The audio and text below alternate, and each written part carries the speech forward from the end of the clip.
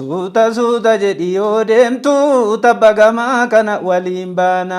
Yoom wallaalee iccitii diinaa fala damnaan iyyuu gamaaf gamana. Keessummaan bulee galuu dhiisee nuti falmaa karra gubbaa ciise. Dagatamuun qabu dubbiin barasii bara hamaa bara gufuu dhiira. Diina fi fira addaan baasii irra dibaan kun sumaamiidha.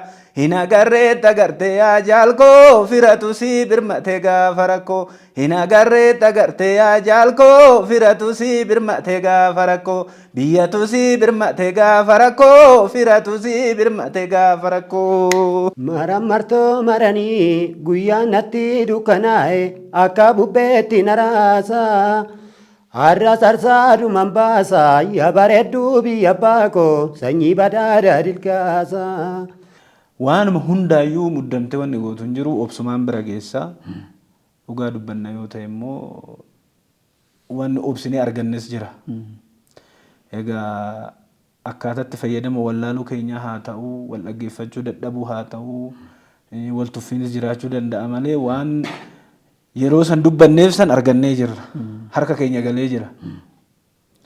Namni gariin illee keenyaa muti kan jedhu jira. Inni yoomuu waan argate beekee fudhatu waan ta'eef kan isaati muti yeroo hundaayyuu ani akka kootitti wanna yeroo san dubbanne arganne harka keenya gahee jira. Garuu itti fayyadama wallaallee of harkaa baasuudhaaf yoo kan deemnu ta'e suni dubbii biraati. Uummanni Oromoo kun kaleessa dheengaddas akka rakkoo cimaa keessa ture beekamaadha. Kaleessa haa turu malee har'allee rakkuma sana keessa jira jechuudha. Uummanni keenya kaleessa dheengaddas ajjeefamaa ture, du'aa ture, har'as immoo duuti sun itti fufeetu maan irra jira jechuudha.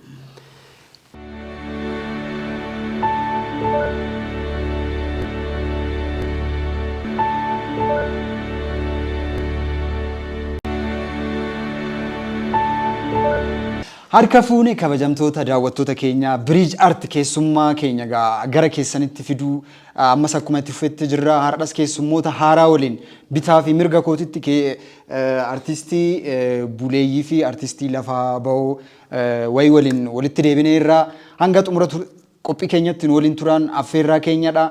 Baga nagaan dhufte gara harka mirgaatiin jammara eenyu maraan martoo Baga nagaan nu eegden.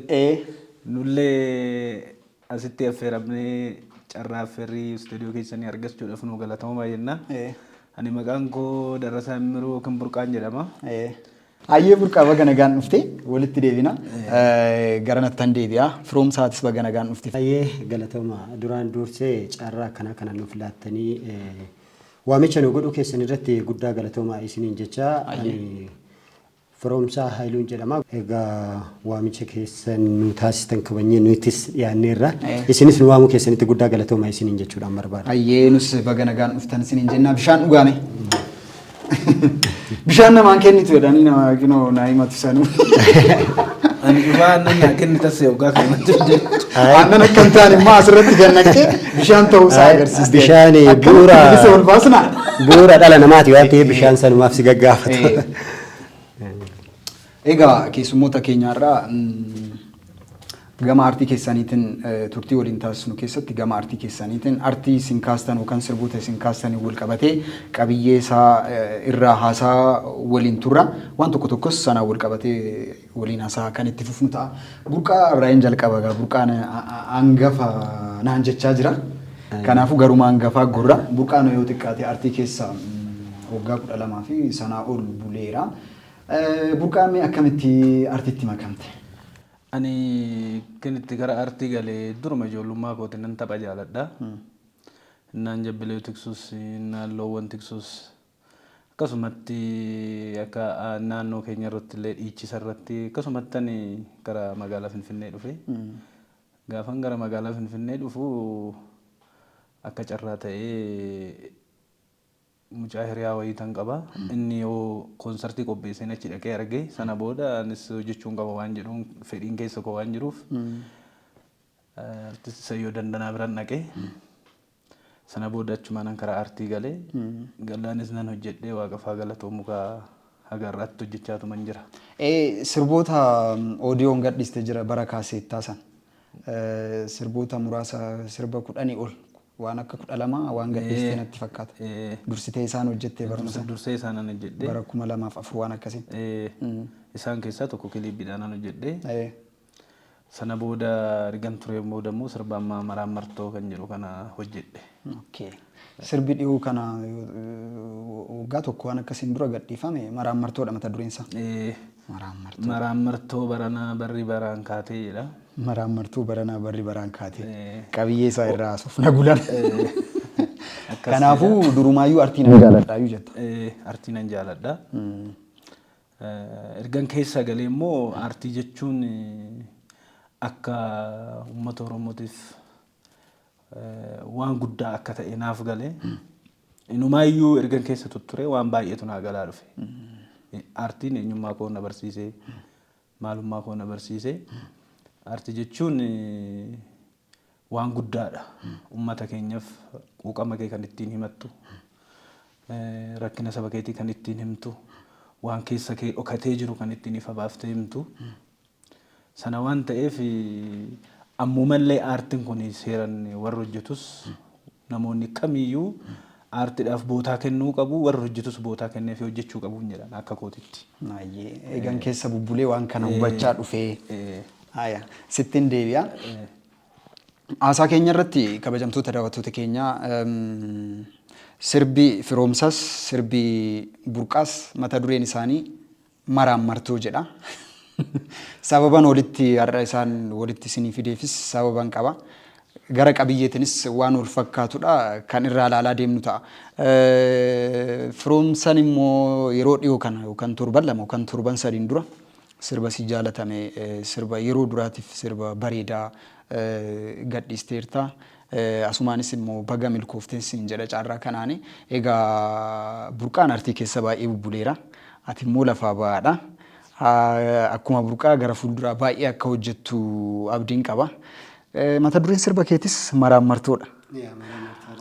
Akkam ture mee amma akkamitti sirba sana hojjettee akkasumas immoo dura garuu akkamitti sirba hojjechuuf maaltu si kakaase yookaan artistii ta'uu barbaaddeeti moo tasaan dhufte? Galatoomii eebboo akkuma burqaan kaasuudhaaf yaaletti waa'een aartii kun aartii jechuun namoota baay'ee keessa uumamumaanuu kennaadha wanni jiru jira. Aartii jechuun immoo qabeenya uummataati jechuun hin danda'ama. Qabeenya uummataa keessaa isa tokkodha. Aartii wanni akka ajaa'ibaatitti jaaladhu keessa yoo jiraate waan aadaaf duudhaa safuu uummata Oromoo baasee calaqqisiisuudha. Dhaloota dhaalchisuu keessatti illee aartiin gahee guddaa waan qabuuf anis akka nama tokkootitti gahee narra jiru kana bahuudhaan qaba waan jedhu sanii wal qabate. Egaa sirbi kiyya mata duree maraan martoo jedhu yeroo ammaa kana gadi dhiyeesse sirba osoo hin taane dhaamsa uummata waan keessa jiruu fi waan ta'ee fi waan jiru kana wal qabatee dhaamsa wayii dhaammadhee egaa birraa kanatti immoo keessi keenya gammachuu yoo qabaate sirba haaraa walitti hin deebina jedheetiin abdii qaba. Egaa akkaataa saniin gara kanatti dhufee jalqaba gaafan dhufu namoota hubannoo qaban namoota hedduu wajjin marii taasisee namoonni baay'een illee yaadan illee haa ta'u. Namoonni maallaqaan illee na deeggaran namoota maqaan isaanii yaamee fixuu hin dandeenye namoota hedduutu na bira dhaabbachaatiin ture namoota baay'eetu na jajjabeessatiin ture namoota hedduutu na tumsaatiin ture waan ta'eef isaaniinis gamoo kanaan naaf galatooma isaaniin jechuudha hin barbaada. Hayyee dhumarrattis abbaa galateeffachuu barbaadan caarraa isiniifan kenna ati garuu ammumaan jala baasaa deema hoo jettee rakkoon qabu. Egaa itti yaadatanan yookaan immoo waan ta'e wanta ta'aa jiru yookaan immoo wantan qalbeeffadhe ittiin barsiifachuuf yookaan ittiin agarsiifachuufan itti yaadee gara aartii dhufee ka'umsi koo kanaa jetta yoo walitti qabamu. Sittan deebi'a maraan martuu deebinee kan irraa haasuuf nu ta'a. Takka immoo gara burqaatti goree tanan. Burqaan sirboottan kee isa duraa kan kilippiin hojjetame jettu sun sirba kamiin? 12 hojjetame jettee kaasettan. Kaasettan 12 hojjetame. Egaa akkanumatti sitti immoo akkuma sirbichaatti si sirbu. Irraa sirbiteeti sun natti tola. Yaa shirri bareedduutiya sawwan gumuttee lagaa deedanii sawwan gumuttee lagaa deedanii yaa shirri bareedduutiya. Yaa shirri bareedduutiya nanduwa malee zidii zengado yaa dalalamii.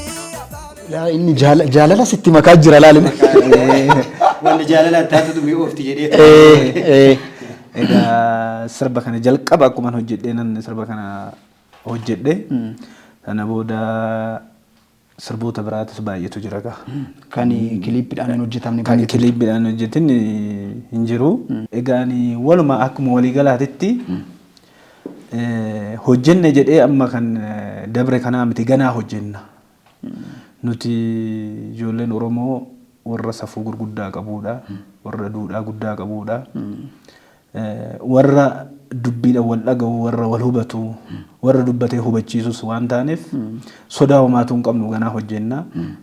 Garuu waan hojjennu irratti waan biyya keenyaaf ta'u, waan uummata keenyaaf ta'u, kan uummata keenya miidhu hin dubbannu, waan uummata keenya nuu bilisoomsu, waan uummata keenyaaf nagaa nuu kennu, kan abbaa keenya, haadha keenya, obbolaa keenya hundasaa kan nagaa nuu godhu. Kara sirbaatiin ergaa keenya dabarfannaa jechuudha. Kan dura gara fuulduraa an duraan hojjennes akkuma jirutti ta'e kana booda danda'uun babbareechinee waan uummata Oromoo miliyoona 60 kana bakka bu'u waan hundi nu dhaggeeffatu sana hojjennaa. Isinis immoo nu bira jirtu waan ta'eef karaa keessaniinis abdii qabna. Kanaaf ani amma akka aartii waa'ee aartii kana akka weellisaa tokkotti kanan kaasuu barbaadu weellisaa guddaa duraatis ta'ee xiqqaa lafaa dhufus ta'ee waan hojjennu irratti wal dhaggeeffannee wal hubannee dogongora walii walitti maatiidha hojjechuu kan qabnu jedha. Kana. Bareeda. Kana akka dhaamsatti gulana sirraa nuuf kaasta. Yaada gaarii naaf kaaste. Sirboota kee viidiyoon hojjetaman lallaalaa deema. Kan oodiyoon jiran akkuma jiranitti ta'e kan viidiyoon jiru isa darbe keessa akka kaastu kan barbaadeef kanaafi sittin deebi'a. Firoomsaan sirbi kiyya dhaamsaa jette. Dhaamsa marammartoo akkuma dura kaasee mata dureen isaa fi qabiyyeen sirba keessanii waan wal fakkaatu qaba. Actual yookaan immoo haala yeroo wajjin wanta kallattii qabsiisu wayii of keessaa qaba. Akkanumattu hubachuu kan danda'amu. Atis immoo itti dabalataan dhaamsaa jette. Kanaafuu marammartoo durallee irraa nuu kaasteerta. Mee qabiyyee sirbichaa irraa dubbannu dhaamsa akkamitti ta'e? Ayyee galatoomne. Egaa akkuma jalqaba akkuma aadaaf duudhaa safuu Oromooillee gama aartiitiin namni fuulduratti ceesisee dhaloota dhaalchisa jedhu sanii namni gama weedduutiin illee dhaamsa keessoo isaa jiru carraa argateetti fayyadamee to'ee baasiitiin dubbata waan ta'eef marammartoon kun yeroo baay'ee marammartoon akkasumatti waliigala isaa gaafa laaltu waan naanna'a wayiiti. Yeroo kana siin jedhu ummanni Oromoo kaleessa dheengaddalee jaarraa hedduuf rakkoo keessa turaa jiraachuun isaa beekamaadha. Akkuma kaleessa dheengaddaa har'attis immoo rakkoon kun hin hiikama. Barumaan Oromoon bara lakkaa'uu dhiisee hin beeku. Barumaan bara dhuftu jijjiiramni jiraatinna laata waan jedhutu keessusaa jira. Inni suni garuu amma har'aatitti rakkoon suni osoo hin furmaata hin argatin isa kaleessaa caala har'allee daraan itti fufee jiraachuun isaa kun isarratti hundaa'ee achumatti waan kun naanna'aa jira malee falli uummata Oromootiif yeroo ammaa kana dhufe tokkollee kan hin jirre ta'uusaa waan jedhu sanii wal qabatee yeroo ammaa kana keessattuu yaa'u akkuma sirba kiyya keessatti shaggar karaan naannoodhaa deemeen dhiyeessa malee jiruun ammaa yaaddoodhaa ofan jabeessa malee akkuma jedhe sana namni yeroo ammaa kana keessattuu waa'ee dhimma nageenyatiin wal qabatee namni gaafa wal argu malee gaafa wal dhabu hin beeku jechuudha. Akka itti bahu malee akka itti galuu hin beeku jechuudha. Kana waan ta'eef achi gidduutti rakkooleen babal'aan hiikkachuu hin dandeenye. Barumaan barana bara dhuftu osuma jennu naanna'eetuma rakkoon cimaan nutti dhufaatiin deeme malee fala argachuu waan hin dandeenyeef ammallee sanumatu nurra jira waan jedhu sanii wal qabateetiin kana kaasuudhaa danda'e. Shaggar iddoo jette sirba kee keessatti walaloo wayii kaastee turte dura naan kaasne osoo amma naa kaaste. Shaggar karaan naannoodha. Mee akkam tureeyyu? Ayyee akkuma nama asii kaasuudhaaf maletti waan suni akkaatuma itti walitti naa dhufuudhaaf dandeetti shaggar karaan naannoodhaa deemeen dhiyeessa malee ka jedhu kuni. Marammartoo sana keessa marammartoo maranii guyyaa natti dukkanaa'e akka bupheetti naraasa Arra sarsaadhu mambaasa yaa bareedduu biyya abbaa koo sanyii badhaadhaa dilgaasa. Mara martoo maranii bareedduu biyya abbaa koo sanyii badhaadhaa dilgaasa. Arra sarsaadhu mambaasa yaa bareedduu biyya abbaa koo sanyii badhaadhaa dilgaasa. Mara martoo maranii guyyaa natti dukkanaa'e akka bubbeetti naraasa. Arra sarsaadhu mambaasa bareedduu biyya abbaa koo sanyii badhaadhaa dilgaasa. Arra sarsaadhu mambaasa yaa bareedduu biyya abbaa koo sanyii badhaadhaa dilgaasa. Egaa waaqummaatti kaasinaan jettu keessi kan koo gubatee akkuma rakkooleen jiru kun akka itti fufeetti gaafa jiru namni kamiyyuu amma kiyya kanallee baasee carraa ittiin dhaammatu kana haa dhabu malee namni kamiyyuu keessa isaatiitti madaa qaba waan ta'eef keessa kan koo gubatee waan jiru kun rakkoodhuma hawaasni keessa jiru kana wal qabatee namni kamiyyuu aadaa akkamiin fala argata keessa isaatiitti namuu jechaatiin jira waan ta'eef sanumarraa ka'uudhaan waan gaggabaabduu tana dubbanne waan gabaabduu ergaa ishee immoo xiqqoo guddoodha jennee yaadnu wayii teechaafan jedhe. Innis sirbisaa maraammartuu kan jedhu gatii ta'eef innis qabiyyee isaa burqaanis irraa nufaa kaasuti. Keetis immoo egaa sirboota duraanii keessaa tokko viidiyoon an hojjetame san irraa soofneerra. Sirba mata dureen isaa amma maraammartuu jedhu kun maal fakkaata qabiyyeen isaa mootis maaliif jedha? Qabiyyeen isaa kan sirbicha kana gaafanii barreessu akkuma obboleessi kiyya kaase. Maraammartoo baranaa namni baraan kaate ofiif qileetti dhumaa kan Oromoo nyaate iyyitee dhugaan daba jalaa baate gurra dhaga'uu dide cubbuu. Maraammartoo baranaa namni baraan kaate ofiif qileetti dhumaa kan Oromoo nyaate. Maraammartoo baranaa namni baraan kaate. Kan Oromoo nyaate iyyitee dhugaan daba jalaa baate gurra dhaga'uu dide cubbuun guute. Iyyitee dhugaan daba jalaa baate gurra dhaga'uu dide cubbuun guute. Egaa sirbichi kuni uummanni Oromoo kuni dur irraa kaasee miidhamaatuma dhufe. Garuu warri uummata kana miidhe sun deebi'anii ofumaan miidhamu. Haa ta'u nama tokko lama nama sadii haa miidhanii malee fakkeenyaaf Jeneraal Taaddasaa Birruu harka diinatiin miidhame Oromoo keessaa nama tokko inni Oromoodhaaf kan miidhame warri kaleessa Taaddasaa nyaata sun hin jiran deebi'anii ofumaaf nyaatamanii jiru jechuudha. Ammas wanni teenyee ilaalaa jirru akkuma firoomsaan kaasee deebi'eetuma naanna'ee nutti dhufe. Nutti dhufaa jira jechuudha wanni maraammartoo kan jedhamu. Ofiif qileetti dhumaa kan Oromoo nyaata jechuun immoo ayyaanni Oromoo diina isaatiif hin tolu. Lafarraa sii balleechaa hin baddii. Gurra dhaga'uu dide cubbuun guutee kan jedhu immoo gaafa teessee ilaaltu namni bara kanaa dhugaan dhaga'u. Soba dhaggeeffata malee dhugaan dhaga'u. Cubbuun gurra guuteet dhugaan jala dabarteen dhaga'u. Wottimtu cubbuu san sirraa fudhata malee waan jiru dhugaan kana jettee gaafa ati itti himtu hin dhaga'u isa. Kanaaf namichi kun egaa sirbicha kana gaafan barreessu gurra dhaga'uu dide cubbuun guutee. Dhugaan garuu hin jira fuuldura isaa taa'ee jira dhugaani. Namichi dhugaan dhaga'u sin argusi cubbuudha. Gurri isaan dhaga'u cubbuun guutee jira waan ta'eef.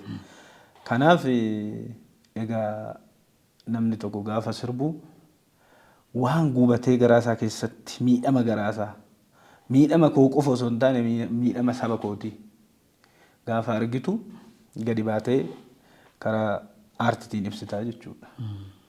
Sanaafi egaa sirboota baay'een qaba kana sii kaasuu danda'u kana qofa malee hin jira kan biraatis. Kan duraa keessaa fakkeenyaaf sirba duraa keessaa. Ifana oka nyaachisiyaa waleekoo ammuma kaloon marguttiyaa waleekoo ammuma kaloon margutti hin muddamini challisiyaa garaakoo ammuma barri dabruttiyaa garaakoo ammuma barri dabrutti kana bara 2004 kanan gallakkise waanuma hundaayyuu muddamtee wanni gootu hin jiru obsumaan bira geessaa dhugaa dubbanna yoo ta'e immoo wanni obsinee argannes jira. Egaa akkaataatti fayyadama wallaaluu keenyaa haa ta'uu wal dhaggeeffachuu dadhabuu haa ta'uu wal tuffiinis jiraachuu danda'a malee waan yeroo san dubbanneef san argannee jirra harka keenya galee jira. Namni gariin illee keenyaa muti kan jedhu jira. Inni yoomuu waan argate beekee fudhatu waan ta'eef kan isaati muti yeroo hundaayyuu ani akka kootitti wanna yeroo san dubbanne arganne harka keenya gahee jira. Garuu itti fayyadama wallaallee of harkaa baasuudhaaf yoo kan deemnu ta'e suni dubbii biraati. Kanaaf kanuma fakkaata ka eebbaa kun. Baay'ee bareeda. Rabbi waan hundumarrattu furmaata qaba. Namni moogaa yookaan weellisaan yookaan namni artii keessa jiru tokko waan qalbeeffatee gama artii isaatiin fida. Kwaalitiin tokko kana. Isinis kana ibsuuf natti fakkaata. Akkana nu badhette. Gara keetittan deebi'a. Gaggabaabsaa deemna wanti keenya. Sirba yaaditu manitti dhufee jirta. Yeroo dhiyootti asittis immoo sirba biraa qabadhee tan dhufaa jechaa jirta. Garuu dhaamsan qaba wanti akka dhaamsatti dabarfadhu qaba gatii jetteef immoo amma yeroon sun kan isaati. Ayyee galatoomii buko egaa akkuma jalqaba kaasuudhaaf yaaletti waa'ee qabiyyee sirbichaatiin wal qabateetis wanni ni akkuma jalqaba kaasuudhaaf yaale dhaamsa jedheefi uummanni Oromoo kun kaleessa gaddas akka rakkoo cimaa keessa ture beekamaadha. Kaleessa haa turu malee har'allee rakkuma sana keessa jira jechuudha. Uummanni keenya kaleessa gaddas ajjeefamaa ture, du'aa ture, har'as immoo duuti sun itti fufeetu maan irra jira jechuudha. Kanaaf kun immoo tuyyuu qaamni dhuguma ani hawaasa kanaaf falan fiduudhaa qabaa rakkoo hawaasni kaleessa gadda keessa ture kana rakkoo kana keessa hawaasni kun akka bahuun gochuudha qaba qaamni jedhu gadi taa'ee of ilaalee ilaaf ilaamedhaan mari'achuutu irra jiraata. Sana yoo hin taane har'allee borullee rakkoon keenya furamuudhaan danda'u jechuudha. Kana waan ta'eef uummanni Oromoo yeroo baay'ee hawaasa birallee rakkoo bal'aan jiru. Namni keenya namoonni tokko tokko Oromummaa gaafa ati lubbuudhaan jirtu sirraa fidaniit gaafa ati duute Oromummaa sii kennu. Gaafa namni tokko gaafa jiru keessatti waa'ee Oromoo rakkoo Oromoon keessa jiru gaafa inni dubbatu. Gaafa rakkoo Oromootiif falli akkana osoo dhufe jedhee dubbatu gaafa sana Oromoo miti namni jedhullee hin jiraataa jechuudha. Garuu namni sun yoo du'e Oromoon inni sirriin isa jedhaa piroofaayiliin isaallee nama du'e sana ta'aa jechuudha. Miidiyaan illee bal'aansaa namni miidiyaa xixiqqaa kanaan waanuma nama sanii kaasaa jechuudha. Gaafa jiru sanitti garuu yaadni namni kun jedhu sun yaada sirriidha waan ta'eef deeggaramuudhaa qabaa, utubamuudhaa qabaa. Waan sirriidha Oromoodhaa fala fiduu danda'a waan inni jedhu kun jedheetoni Oromoon yeroo sanitti wajjin hiriiruu irratti rakkootu jira.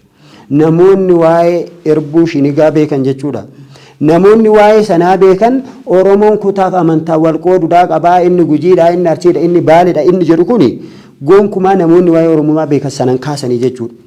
Kanaaf namoota ajandaa diinaa qabatanii garaan dhufanii Oromoo bittinneessuudhaa barbaadan kanarraa Oromoon fagaachuudhaa qabaa. Waan mata duree akkasii qabatee dhufe irratti illee fuuldura dhaabbatee nu fayyadamu nu miidha jedhee ilaalee tooni achirratti dhabamsiisuudhaa qaba waan jedhu sanii wal qabatee kana kaasuudhaa hin barbaada. Keessattuu gizee ammaa kana immoo yoo ilaalteetiin jettu ani akka kiyyatti baay'ee wanni na gaddisiisu keessa yoo jiraate namni keenya miidhamaa hin jirutti egaa miidhamaatii jira namni kamiyyuu hin beeka. Miidhama kanaaf immoo kan wal saaxilaa jiru Oromumatu Oromoo saaxilaatiin jira. Oromumatu Oromoo irra rakkoon akka gahu taasisaatiin jira. Kanaaf namni kallattii kamiinuu waan darbuuf jedhee waan hin dabarre raawwachuun isarra hin jiraatu. Namni yeroo ammaa kana koo maallaqaan wal gurgurachaatiin jira iddoo garaagaraatti beekamaadha waan ta'eef jechuudha. Akkana naa godhi akkasan sii godhaa akkana ta'ee abalu akkas godhee akkana godheen jira. Inni kun garuu rakkoon amma nuti keessa jirru kun har'atti haa babal'atu har'atti haa hammaatu malee hin oola hin bula hin tura malee rakkoon kun kallattii mariitiin hiikkachuudhaa danda'a. Nageenyi amansiisaa ta'e biyya kana keessatti dhufuudhaa danda'a jechuudha. Gaafa nageenyi amansiisaa ta'e biyya kana keessatti dhufe immoo namni waan har'a raawwateen boru ofumaaf sammuunsaa deebi'ee tolii isa waqqasaa jechuudha. bara sana keessa maafan akkas godhee waan jedhu sana sammuun isaa deebi'ee isa waqasa. Kana waan ta'eef uummanni Oromoo bakka hundatti waan darbuuf jedhee waan hin dabarre raawwachuun isarra hin jiraatu. Of ilaaluudhaa qabaa. Tarii gama kamiinuyyuu namni yeroo ammaa kana dhugaa dubbachuuf yoo ta'e ani akka nama wallaalaa tokkootitti rakkoon nuti amma keessa jirru kun nama qofaan fala argachuudhaa hin danda'a kan jedhu yaadan qaba. Rabbi itti nuuf dabalamee fala akka nuuf fiduudha danda'u. Uummanni Oromoo yeroo ammaa kana nagaa beela'e nagaa dheebotee jechuudha. Namni qaala'insa jireenyaa caalayyuu nageenya beela'e nageenya dheebote isa argachuudhaaf immoo namni nuti Oromummaa walitti qabna. Namni amantaaf siyaasa garaagarummaa qaba. Nageenyi immoo kanuma nama kamiitidha waan ta'eef namni amantaa qabuun Waaqayyoon kadhatee Rabbi itti dabalamee biyya keenya nagaa haa fidu jedhee kadhannaa geggeessuudhaa qaba malee wal diiguu wal bittinneessuun kun faayidaa nuuf hin qabu jechuun barbaada. Galatoomee abbaa koo. Yaada gaarii nuuf kaastee egaa wanti ati amma kaaste kun gaafa tokko guutumaa guututti ta'uu baatu hamma tokko sirrate addunyaa kanarra wanti guutuun hin jiru yoo xiqqaate carraa siifan kenna na of kolchi nan deebi'a gara keenya addunyaan numti har'a siviilaayisdi taate yookaan immoo qaroomte yookaan hamma yoomte jennu kalee fi dheengadda yookaan guyyaa darbe fa'aa Ameerikaan kun maal akka ta'aa jiru kan beeknudha. Paarshaalii addunyaa kanarra wanti guutuun hin eegamu garuu wanti fooyya'u ni dhufa jennee yaanna.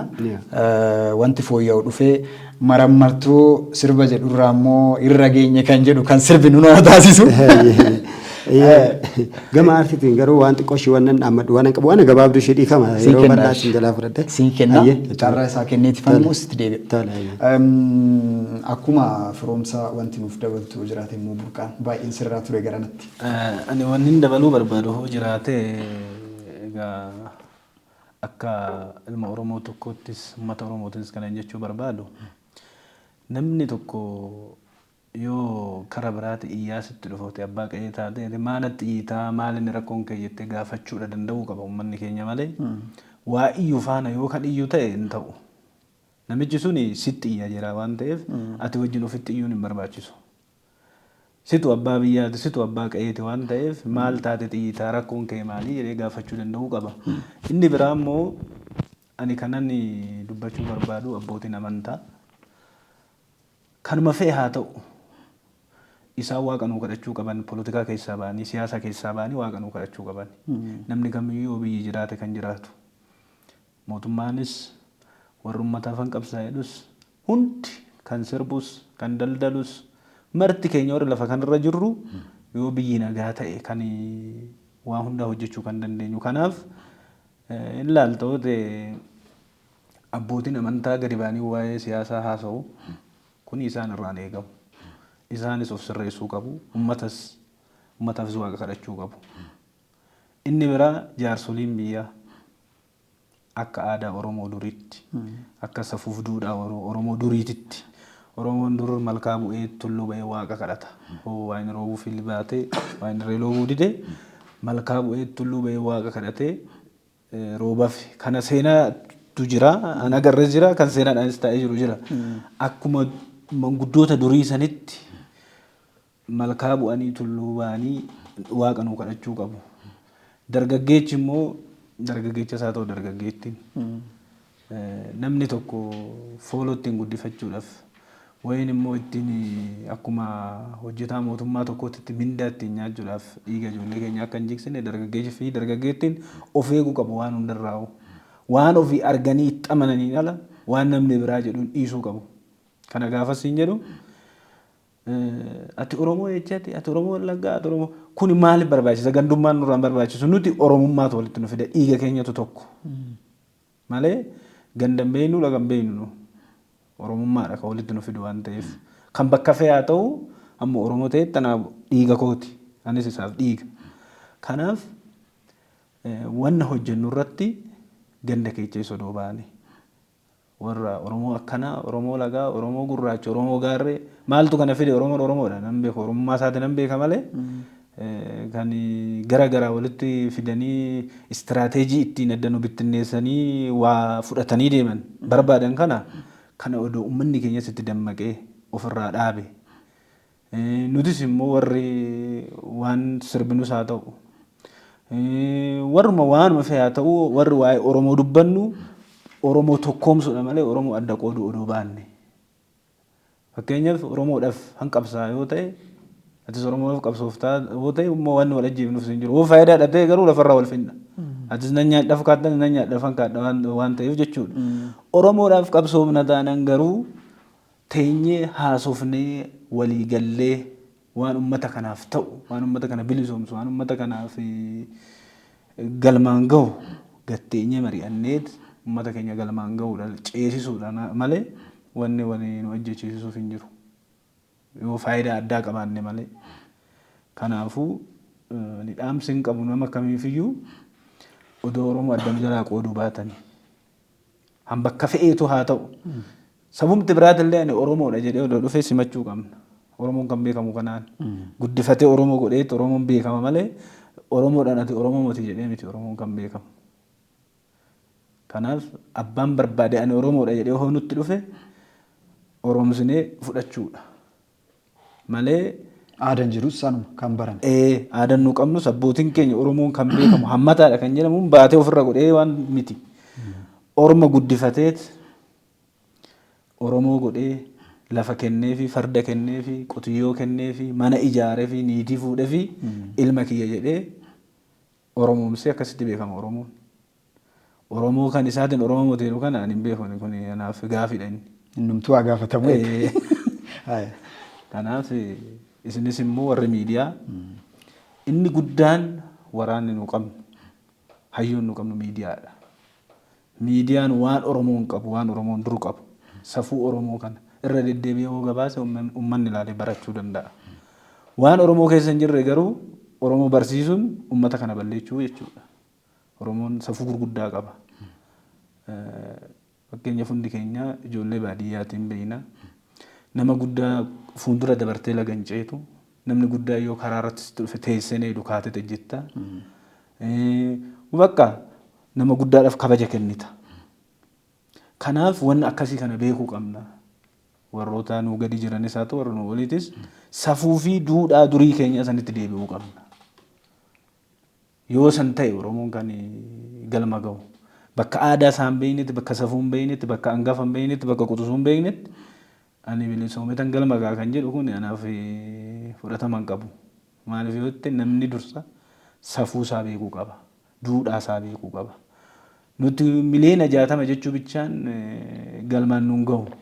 Uummata miliyoona 60 kana maaltu madaala? Maaltu isaan faana deemuu danda'a?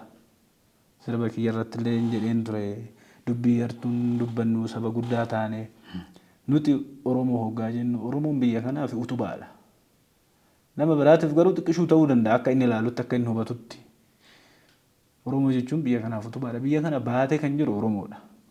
Garuu boruu sinuma baanna. Warri kaleechatis Itoophiyaa kana baatanii fidaniituma nutti kennan. Taaddasaa Birroo falmatu. Abdiisaa gootonni durii marti isaanii yoo falmatanii Wallagga jedhanii wayin immoo Shawaa jedhanii miti. Biyya keenya amma asii haga Eertiraa deemaniiti kan falmatan. Maaliif biyya keenya ta'uu waan beekaniif. Nuti immoo warra kaaneetuma lakki keenyaa muti hoggaan jennu ta'e hin ta'u akkasii. Waan isaan kaleessa baatanii fidanii nutti kennan bareechinee akkuma isaan baatanii fidanii itti du'anii dhiiga isaaniitti dhangalaasanii nutti kennanitti babbareechinee miidhagsinee fuunee dhaloota biraatti dabarsuu qabna. Malee asitti murree kuni keenyaa muti kuni kan warra abaluuti. Eegana ni fuudhee sii kenne adanirraa fudhachuu diddaa. Kuni waan taane waan isaan keenya jedhanii gootonni durii abbootiin durii keenya jedhanii irratti du'aa turan nuti sarra yoo nu danda'ame odoo waliin ajjeesin odoo waliin miidhin odoo saba biraatis hin miidhin. Haala nagaa ta'een karaa bareedaa ta'een karaa nama hawwatuun bareechinee fuunee dhaloota barootti dabarsuudha. Yookaan immoo waan hin beekne keessa gallee namas rakkisuu hin qabnu dhiifnee nama beeku karaa gallakkisuudha. Maaliif dhiigni har'a jigu kun bishaan mati lafaa walitti tartee kan jechuun jettu namni har'a du'u kun boru koo biyya kana bareechuu nama danda'u ta'a. Nama biyya kana bulchuu danda'u ta'a. Nama deebi'ee nu tajaajiluu danda'u ta'a. Garuu kantumatti akkasuma wal fixuun kunis waan gaarii miti. Uummanni keenya kanarraa barachuu qaba. Nama waan ofii isaatii xamanee kun sirrii miti jedhe malee namni tokko kun sirrii miti jedhee faana ka'uu qabu. Dhaggeeffatee raawwatee maalin atuu sirrii miti jedhee gaafii isatti dhiyeessuu danda'uu qabaan jedhaan akka kootitti. Gama lachinuu yaadni isin kaastan yaada bilchaataa fi namni hunduu kan fudhachuu qabudha jedhee tanan amana. Yeroon keenya osoo nu heeyyame sirriitti irraa haasofne natti tolaayyuu garuu yaadnichi waan namatti toluuf jechuudha. Galatoomii burqaa. Firoomsaan carraa tokko naa dabaltu malee jechaa jira. Waanuma gaggabaabduu isheetiin hin kaasa. Yeroo baay'ee namni baay'een Oromoo yeroo jedhan kana Oromoo maqaa bichaa wanni jedhu tokko jira. Yeroon siin jedhu ati waan Oromoo fayyadu waan Oromoodhaa ta'u yoo ati hin hojjenne taate waan guddaa bakka Oromoodha si jechisiisu hin qabu jechuudha. Oromummaan maqaa bichaa hin jirtu waan taateef. Kanaaf daqiiqaa keessatti xiqqoo waan ta'eef gara dhaamsatti ittiin ce'a. Gara aartii kanatti tariitii ani ammallee haa dabalamu malee kaleessa dheengaddallee keessoo kiyya jira. Aartistoota bubuleeyyii kaleessa baay'ee qabsoo warraaqsa waan garaagaraa keessatti illee hirmaachatiin turan namoota jajjabaa hedduun illee walitti hin dhufa. Yeroon kana jedhu yeroo wannan taajjabirraa yoo jiraate weellistoonni baay'een quba waliin qabanii quba walitti qabu. Hawaasni baay'ee weellistoota kana hin jaalata, hin ajaa'ibsiifata. Nama qabnu keessaa nama tokko isaan jedhaniitiin jaalatu. Weellistoonni garuu waliin jaalatan. Jaalalli gidduu isaanii hin jiru baay'ee isaanii nan beeka waan ta'eef nan arga waan ta'eef. Buleeyyirraa kaasee amma lafaa dhufeeyyitti weellistoonni baay'een isaanii quba walitti qabu malee quba waliin qaban. Baay'een immoo iddoo tokko tokkotti yoo ilaaltu wal diigu malee walillee hin ijaaranii jechuudha. Hawaasni amma hawaasni isaan jaalatu isaan waliin jaalatan jechuudha. Kanaaf weellistoonni Oromoo kamiyyuu wal ijaarutu isaan irra jiraata. Wal tumsuutu isaan irra jiraata. Wal diiguu osoo hin taane wal ijaaruudhaan tokko ta'uudhaan wal qeequu osoo hin taane rakkoon jiru maalii hanqinni firoomsan qabu maalinni. Firoomsan har'a yoo dogongore boroo kallattii sirriitti akkamiin deebi'uudha danda'a. Jennee ofitti wal finnee wal gorsine numatu kan waliiti waan ta'eef gadi wal baasnee wal qeequu walirratti waa dubbachuu walirratti haasa'uudhaan osoo hin taane walitti dhufnee waliin mari'achuudhaan wanni sirreessuu hin dandeenye kamiyyuu hin jiru waan ta'eef quba wal qabaachuudhaa qabu ijaaramuudhaa qabu. Weellisaa Oromoo jechuun baay'ee biyya kana keessatti gahee guddaadhaa qaba waan ta'eef rakkoo hawaasaallee baasee waan baay'eedha suni ka hawaasni sin beeka. Kana waan ta'eef ofii quba wal qabaachuudhaa qabanii walitti quba qabuun kun nurraa haafu. Walaa tumsinu walaa ijaarru tokko haa taanu tokkummaa keenyaa cimsinu xiqqaan akka xiqqaatti guddaan akka guddaatti wal kabajee walitti dhufee guddaan xiqqaa yoo badii qabaate waan kana kallattiitti deebii jechuu ni danda'utu irra jiraata jechuudhumaaf barbaadeetananii. Warri fuuldura jiran yeroo baay'ee miidiyaa fi warri artiirra jiran fuuldura jiru sirriidha. Uummata fuuldura jiru uummanni illee isaan fakkeenya fudhata. Yoo badii dubbatan waan badii uummata keessa buusu yoo wal jibban jibba isaan irraa dhaala uummanni. Kanaafuu quba wal qabaachuu qabu waliif dhaabbachuu qabu malee walitti dhaabbachuu hin qabanii wal deeggaruu qabu malee waan biraa walirratti taasisuu hin qabanii yaadi jettee ati kaaste kan fudhannudha. Garanatti wanni itti akkanaan Nauf kunci. Anillee galatoomi. Anillee kana jechuu barbaadu akkuma firoomsaan jedhe. Saabaan gaafa cabse ormi ija balleechaa jedha manguddoon durii waggaa taratu. Nuti yoo ofuma wal xiqqisheechine namni biraa mataarra bahee nu ta'a jechuudha. Yoo nuti ofii wal jajjabeessine, yoo balleessine, yoo wal gorsine, yoo san immoo kan alaa nu sodaata. Maaliif ofumaa namaa karra bannee namni maa nutti seene jennee nama komachuun hin ta'u. Nutu karra hin cufanne akkamitti nama komannaree karra kee cufatteet nama karra kee dhufee sirriitti reebesan yeroo saffalmachuun karra banaa dhiiftee waraabechi maa seene sareen maa seente jechuun hin danda'amu. Ofiifuu karra hin cufanne waan ta'eef jechuudha. Kanaaf ani kanan akkuma firoomsan jedhee weellistoota Oromoo warra na dura jiranis warra namaa jiranis kanan jedhu wal hamachuu wal komachuurra wal gorfachuutu caala. Burqaan dogongora qaba hoo ta'e firoomsan dogongora qaba hoo ta'e yaamanii teessisanii kun isirraan eegamu dogongora jedhanii itti muutu gaariidha malee bakka deemtutti yoo ati weellisaa taate weellisaa hamattu uummanni maal sirraa barata. Weellisaa jechuun meerkuriidha uummata biratti akkuma mootummaa akkuma muummicha ministeera Abiyyi Ahmed kana weellisaa jechuun uummataaf akkasumatti ilaala uummanni. Garuu ati gad deebitee akka kunooniitii dubartoota kophaa galtu yoo kan oduudhaan maqaa wal balleessitu hoggaa ta'e uummanni kun immoo hagam na jaalachaa deema hagam nu tuffachaa deema waan jedhu kana beekuu qabna. Kanarratti odoonuu danda'amee weellisaan bakka jiru wal yaamee aartii irratti isaa ta'u waa'ee biyyaatti isaa ta'u wal gorfatee gaariidhaan jedha nu galatoomadha. Isinillee nu jiraadha. Dhaabbata kanaaf kabaja guddaan qabaa jaalala guddaan qabaa. Waan isin as jiraattaniif kan bakka kana dhufnee yaada qabnu waan laallus beeknus dabarfannee fi dhaabbata kanaaf kabaja guddaan qabaa. Kanarraa kanaaf immoo gaafa biraammoo nama walitti deebi waaqayyo nu haa taasisu hin deebinaa waliin hojjennaa waan ummata keenyaaf ta'u waan ummata keenya hin taane fudhannu abbaan barbaade lagaadha kun dhimma isaati. Waan ummata keenyaaf ta'u garuu walitti dhufnee haa xiqqaasu haa guddatus waliin hojjennan jedha nu galatooma. Anis akka walitti deebinu. Galatoomi akka walitti deebinu anis abdii guddaan qaba.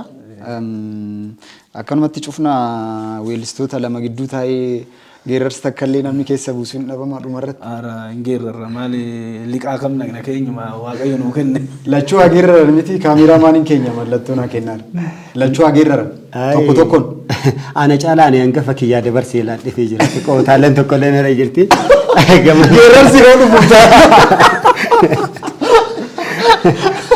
taati. Har'a si of kulchin. Galatooma. Innis hangafa waan ta'eef hangafa isaaf dabarsee kan jette suni hangafummaa laaltee yoo ta'e haa ta'uuti. Hangafa fi duran bu'anii. Hin sodaatin si darbeera. Edaa akkanatti koomeediyaanidhaati. Ayyee isinitti haa tolu. Abbaan dhumarratti abbaan geeraruu barbaadu kan immoo akkuma artistiin waan baay'ee qaba waan ta'eef waan barbaadan keessa buufattanii carraan isinii kenna. Itti leelure maarree maal gaafii qaba? Garban beekne daakuu abbaan mala baafata naachi keessaan nabamuu caccabseen nama nyaata jawween keessaan nabamuu kukkuteen nama nyaata. Keessumaa hin beekne bulchuuf yaa ijoollee Oromoo abbaan mala baafata bulee nagaan hin galu seeseeqaan nama nyaata bulee nagaan hin galu seeseeqaan nama nyaata seeseeqaan nama nyaata.